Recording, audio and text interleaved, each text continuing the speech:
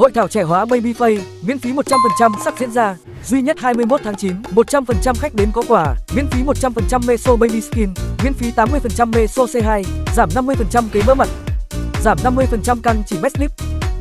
10 suất Meso chỉ 499.000, vòng xoay may mắn miễn phí 79% phẫu thuật thẩm mỹ, nha qua đồng giá 600.000, tặng tiền mặt đến 799.000. Ra mắt công nghệ Meso C2, 2 điểm tiêm cung cấp dưỡng chất dì Density 15 trong 1, da tỏa sáng mặt baby, đẹp không cần áp, miễn phí 50%, đăng ký tham dự hội thảo ngay.